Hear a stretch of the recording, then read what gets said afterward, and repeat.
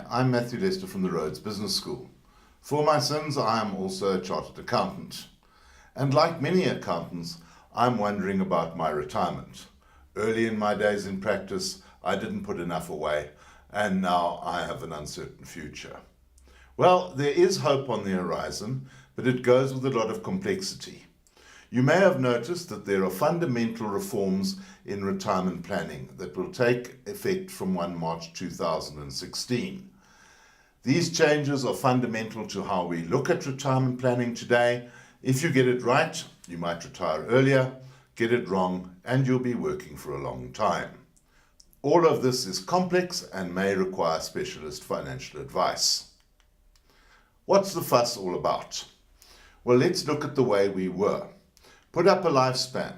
You were born, graduated, and then you will work until you ultimately retire, and then ultimately you will die. In the old days, we used to say to people, when you're young, concentrate on your spouse, your kids, and getting a property. When you got to your 35s, 40s, we used to talk about saving and investment. And only when we got well into our 40s would we start talking about a retirement plan. Then, when you got to 65, we would turn your retirement funds into an annuity, and off you'd go to the old age home. Well, that's changing completely. There are new rules regulating tax deductions to retirement funds. They will take effect from 1 March 2016. Basically, they are saying you can contribute more to retirement funds today at 27.5% of your taxable income. That's the good news. The bad news is that the contributions will be capped at 350,000 Rand per annum.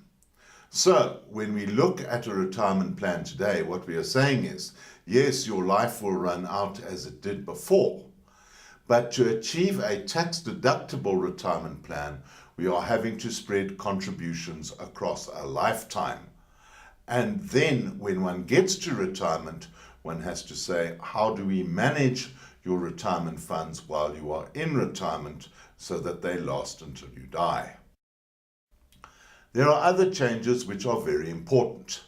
Contribution and withdrawal to funds is no longer regulated with regard to when you actually retire. Today, a taxpayer is allowed to elect the date of retirement. It's not determined by the employer. So taxpayers are advised to continue to contribute to some funds even though they may be withdrawing from others. And this will continue right up until you die. Why? Basically, retirement funds correctly used have huge tax advantages. Let's have a look at it. You make tax-deductible contributions to a fund, achieving a discount of up to 41% on investment. That's the tax deduction. Then you get the tax-free growth within the fund that covers all forms of income that retirement funds receive. When you come out of the fund, there is no capital gains tax consequence, and the benefits are estate duty-free if you die in the interim. Of course, people will ask you, they'll say, but what about the tax on withdrawal from a fund? Well, when one looks at the retirement fund's lump sum table, it's certainly very tax efficient to draw one's funds down by 700,000 Rand on retirement. In the old days, we used to draw a lot more, but if one looks at the tax rate on higher lump sums, it's pretty unattractive. So we have to get into a game of managing your retirement withdrawals. It works something like this. You look at the tax tables and you say, right, today we have a good deal for taxpayers who earn below 550,000 Rand per annum.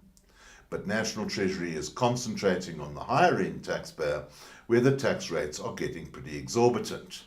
In short, the lower end taxpayer gets a very nice deal at the expense of the higher end taxpayer.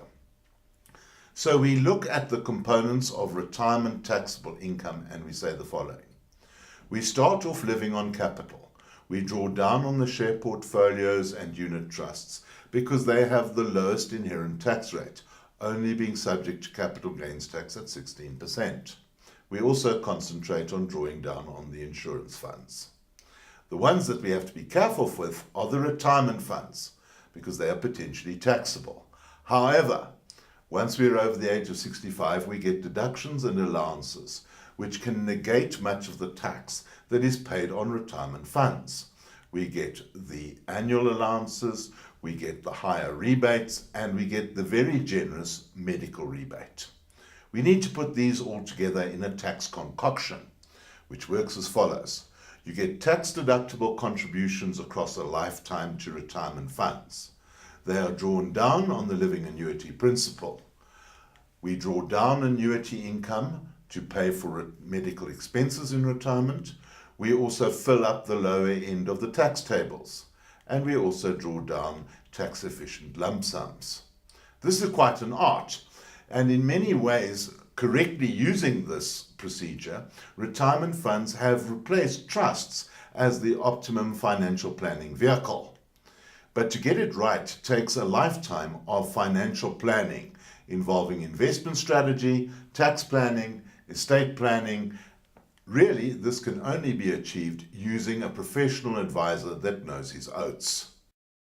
I'm Matthew Lester at the Rhodes Business School. Thank you for your attention.